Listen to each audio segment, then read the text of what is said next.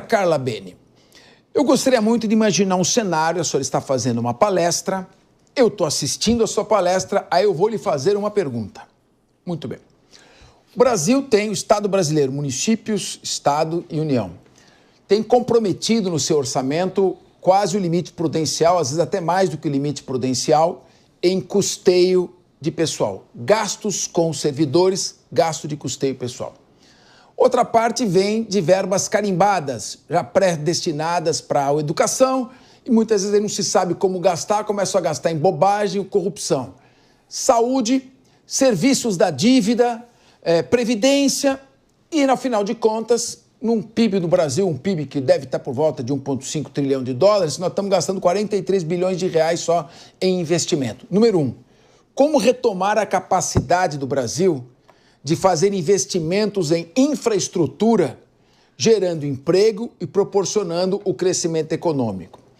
Por que o país está estagnado na fixação de marcos regulatórios que poderiam trazer grandes investimentos internacionais para um país onde tem tanta coisa ainda a ser feita?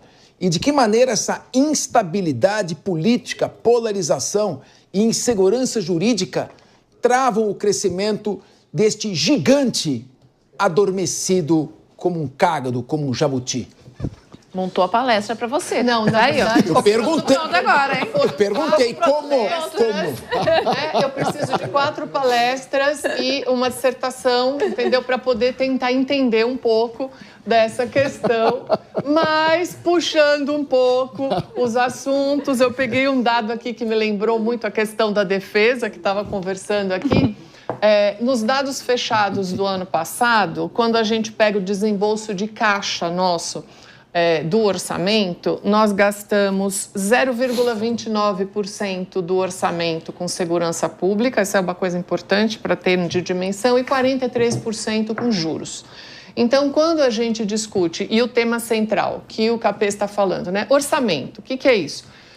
Previsões de receitas e despesas. Despesas eu tenho as obrigatórias e as não obrigatórias. Essas obrigatórias consomem 90% de todas as receitas, que aí eu tenho aposentados, pensionistas, saúde, educação, benefício da prestação continuada, fundo partidário, né, precatórios, tem uma lista ali imensa.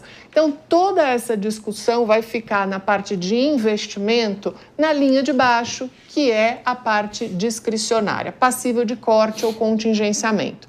Neste modelo que nós temos, que é o modelo do arcabouço fiscal, ou o anterior, que é a questão específica do teto de gastos, que foi no governo Temer e Bolsonaro, e agora o arcabouço, esse modelo que a gente trabalha, extremamente fiscalista, questão fiscal importantíssima, fundamental, jamais falaria o contrário, mas o Brasil, ele cumpriu a meta fiscal no ano passado. Ele cumpriu o arcabouço. Quando a gente pega a nossa dívida em relação ao PIB, na pandemia, em 2020, ela chegou a 90%. Ano passado, ela fechou em 75,8%.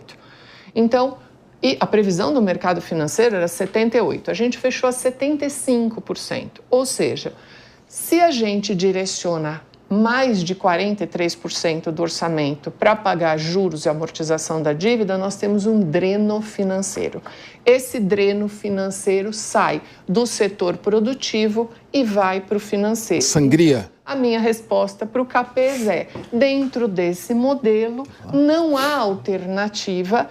Os investimentos, como, por exemplo, o PAC, agora, importante e tudo, nós tiramos o quê? No último orçamento, retiraram 10 bilhões do PAC para as emendas parlamentares. Então, eu tenho um dreno financeiro pelo próprio sistema em si, e na hora que eu pego aquela linha CAPES que vai me dar a parte de investimentos, é dali que saem as emendas e outras questões. E aí eu acabo fracionando isso. E vai sobrar o quê? O que der. É isso aí. Esse dreno é um belo buraco de bazuca mesmo no corpo do organismo público brasileiro. Meu querido Coronel José Marques, Sérgio Marques, Sérgio Marques. Sérgio, sabe a diferença entre o engenheiro e o intelectual? Quando o engenheiro erra, o prédio cai. quando o intelectual erra, não acontece nada. Será que nós somos um país que está muito filosófico, debatendo grandes temas, e estamos deixando de lado as matérias exatas, a economia, a administração, a tecnologia da informação, a engenharia, sobretudo? Um país que tem muita polêmica e que prefere discutir o banheiro que o estudante vai usar, em vez de se concentrar na formação técnica daqueles que vão construir o país. Será que isso também, essa distorção na formação educacional e profissional do brasileiro, não está diretamente ligada a essa estagnação? É mais gostoso ir para a luta do que ensinar? Queria te ouvir. Bom, começa pelo Estado brasileiro, o tamanho do Estado brasileiro. Então, hoje, governo federal, 39 ministérios, é um Estado que acaba sendo grande, lento e ineficaz. Por que 39 ministérios? É o maior número de ministérios durante a República.